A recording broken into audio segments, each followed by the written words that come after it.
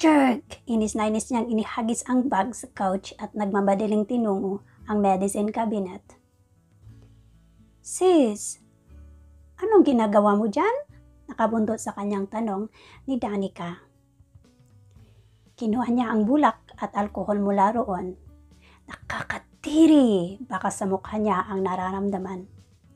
Nakangiwing binudbud niya ang alkohol sa bulak at kinuskus iyon sa kanyang labi. Girl, hindi matatanggal ang katotohanan na nahalikan ka ni Cairo. Nakataas ang kilay na sabi ni Danica habang nakasandal sa hamba ng pinto. Ew, diniinan niya ang pagkuskus. Even though, baka may germs pa yun.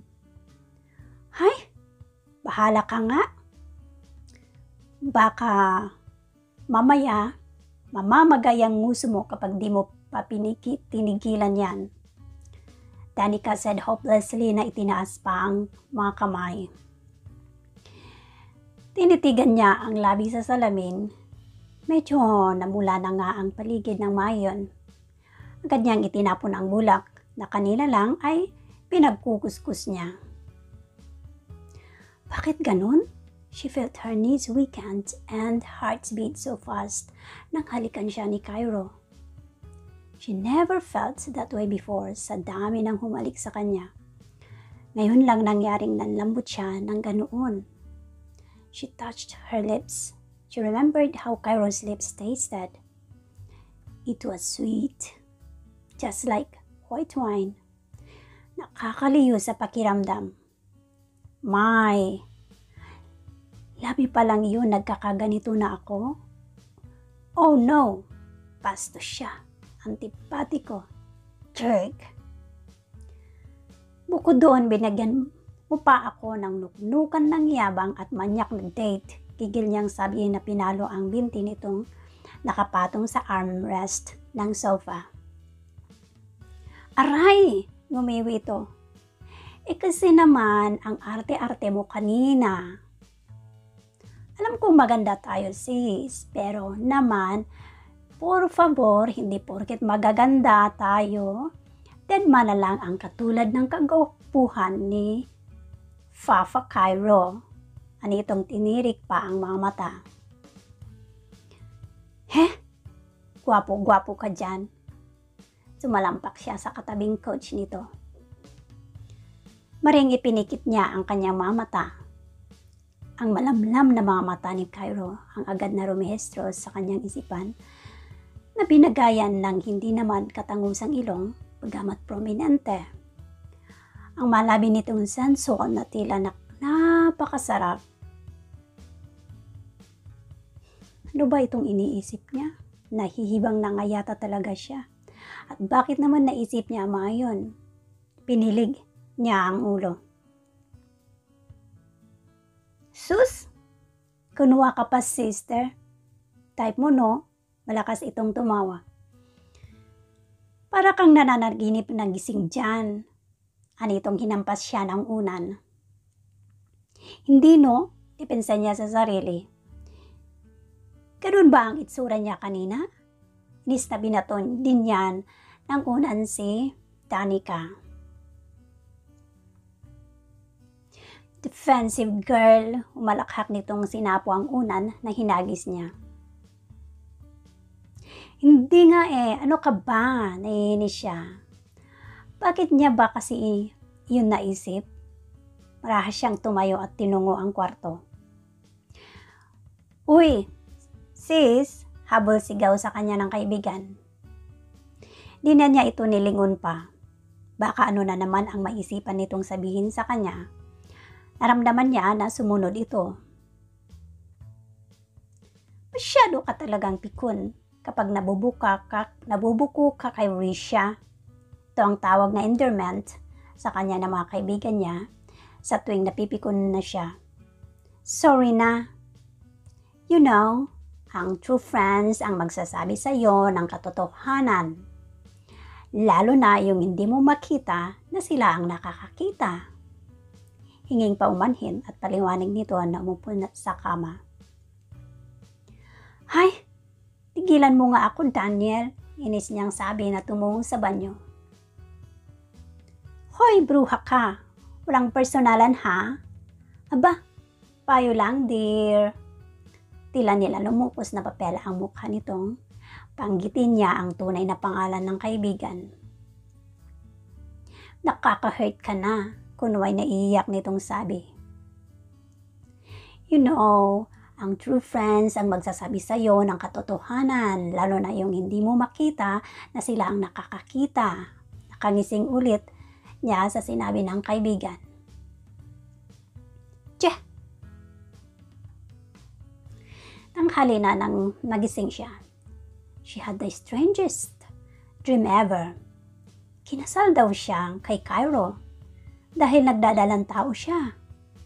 Weird. Kakikilala lang niya sa binata pero napaniginipan agad niya ito.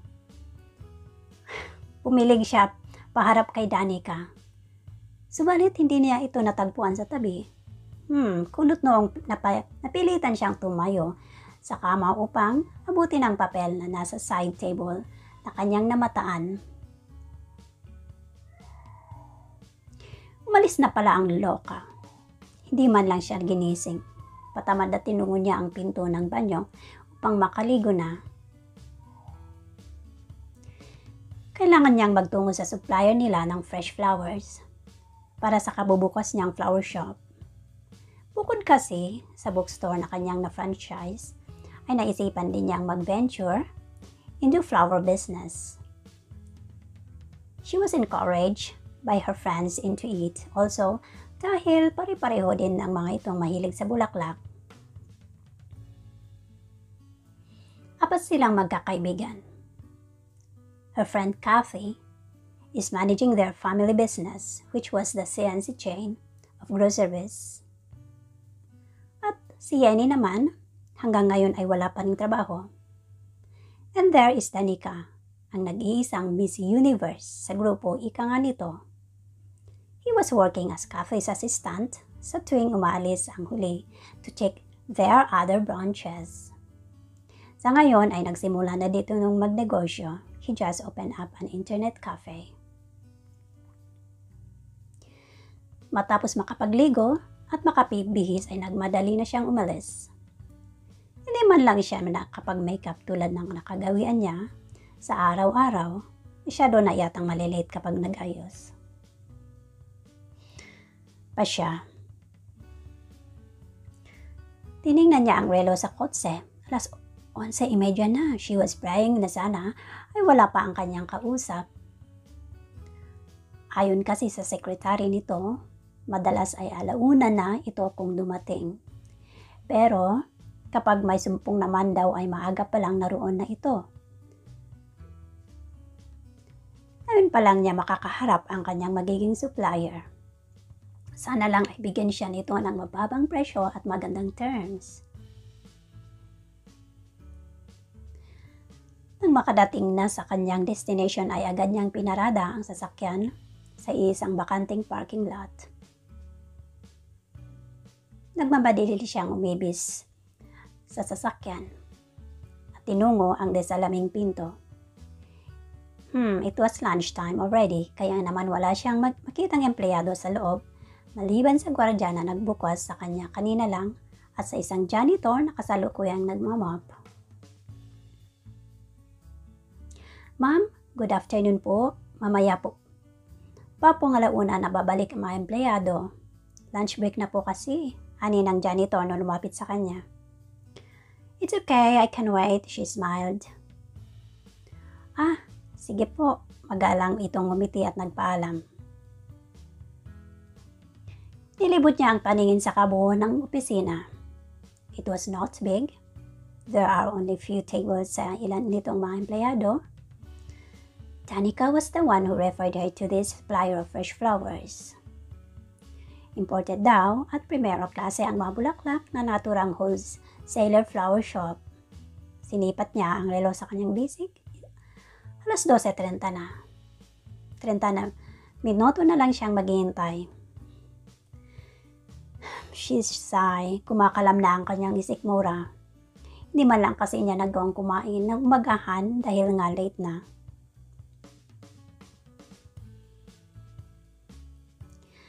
Nakuha ng pansin niya ang isang lalaking pinapagalitan ang gwardyang kanina lang na siyang nagbukas ng pinto sa kanya mula sa labas.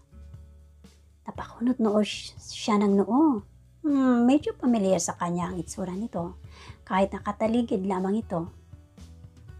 Ilang sandali pa, ay bumukas ang pinto at pumasok ang gwardya kasunod ang lalaki sa likod nito. Ma'am, pasensya na po kayo, sa inyo po ba iyong black Altis dyan sa gilid ng shop? Tanong nito. Yes, why? She confirmed.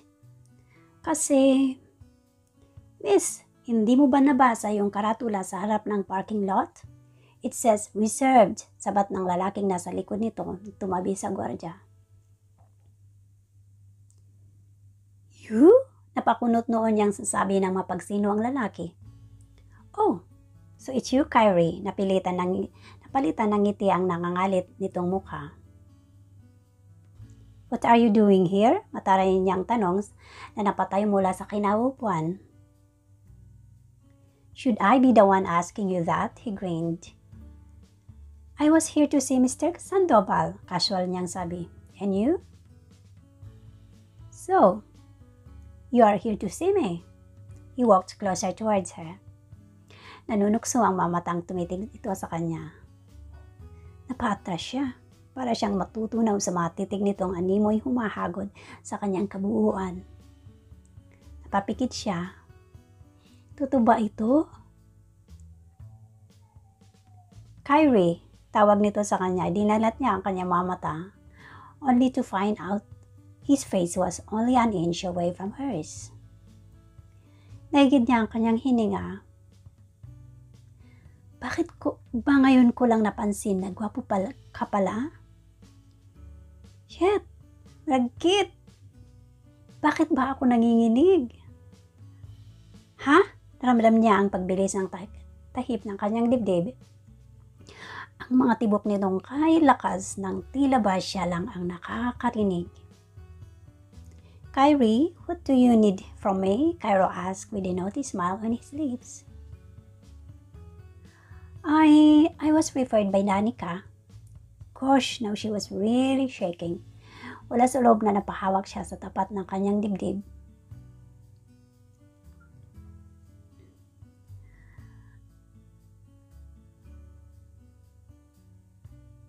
How can this man made her shaky and nervous samantalang kaharap lang naman niya ito? Pakiramdam din niya ay kinakapos siya ng hininga. Oh yeah, I remember George told me about a friend he referred. Hindi ko lang siguro expected that it will be you. Bahaga itong lumayo sa kanya at tinungo ang isang desk at naupo sa silya nito. So, how can I help you? Ano itong pinagsiklop ang mga kamay sa ibabaw ng mesa. Never mind. Sa susunod na lang siguro. Bahala na. Basta kailangan ko makalayo sa'yo. Bakit ba sa tuwing titigan siya ng binata, pakiramdam niya na parang may bumubundo sa dibdib niyang kung ano. Nanginginig ang tuhod niya na animoy bibigay anumang sandali. Hindi niya nagugustuhan ang kakaibang pakiramdam na ito. It was new to her and she never felt this way before. Are you sure? Napakunot noon itong tanong. Yes, anyway, sorry for taking your space. That's okay, come back if you need me. I'm in my shop services. Makahulugan itong tumitig sa kanya at tila hinihipnotismo ang buo niyang pagkatao. Sure, she stammered stupidly bago tuloy ang lumabas. What was going on with her? Akala niya ay bibigay na ng tuluyan ang kanyang mga tuhod kaninang kaharap niya si Cairo. Muli niyang dinama ang dibdib na kanina lang ay parang bumundol rito. She held a deep breath. Maybe she was just having hallucination because she never had breakfast. Napailing siya sa naisip. Next time, she will make sure to take a breakfast before going out. Kung ano-ano na kasi ang nararamdaman at naiisip niya. Bakit nga ba? Hindi man lang niya naitanong kay Danica kung sino ang taong kakausapin niya sa flower shop na yun. Di naman din niya inaasahang si Cairo pala ang may-ari ng naturang shop. Hindi na sana siya tumuloy doon kung nalaman niya agad. Nang maalala, ang kaibigan ay mabilis niyang kinuha ang cellphone at dinayal ang numero nito. Malalagot ka talaga sa akin, bruha ka. Aba, nakakarami ka na ha? Danica! Gigil niyang tawag dito pagkasagot nito ng telepono. Yes? Bruha ka? Hindi mo man sinabi sa akin na si Cairo pala ang may-ari ng shop na nirefer mo sa akin? Halos hindi humingang talak nito niya dito. Oh, hindi ko ba nasabi? Maang-maang nasabi ni Danica. Ang sa pagkakaalam ko kasi nasabi ko sa iyo eh. Ay nako, tigilan mo nga ako sa palusot mo, Danica. Nawawalan ng pasensya niyang sabi. Why? Gwapo naman si Papa Cairo. Madyatong at higit sa lahat, intelihente. But, oh no, don't tell me you're playing kubidan. Ano yung naisip ang mga pinaggagawa ng kaibigan? I'm not Cupid, dear. I'm an angel. Anitong tumawa. Ay, nasaan ka ba ngayon ha? Naku, sasabunutan kita, Dan. Ay, ayoko nga malagasan ng hair. Please lang. Kaya, I'm out of town, dear. Nandito ako sa Tagaytay. Tila nang aasar nitong sabi na nabasa yata ang nilalaman ng utak niya. Sa inis, ay binabaan niya ito ng telepono. Bruha ka talaga, Dan. Naku, magkikita pa naman tayo eh. At sisiguraduhin kong kakalbuhin kita. Gigil niyang naisaloob.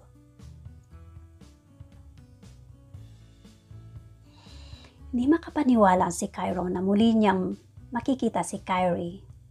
At sa mismong shop pa niya. Hindi niya akalain na makikita niyang muli ang maamong mukha na yon na nagtataglay ng matang animoy tigre. Her light brown eyes darken into deep brown whenever she's angry, and her lips looks just like freshly picked red apple na animoy napakatamis.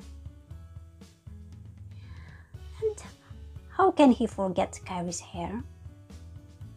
Na kahit yata nasa ilang dipa pa ang layo nila ay nasasamyo niya. It smells like lavender.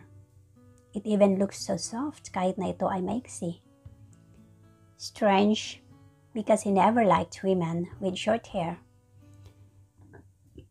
Ipinilig niya ang kanyang ulo. Masyado na yata siyang nagdadala ng kanyang imahinasyon. But whoever referred her to his shop, he would gladly send dozens of roses.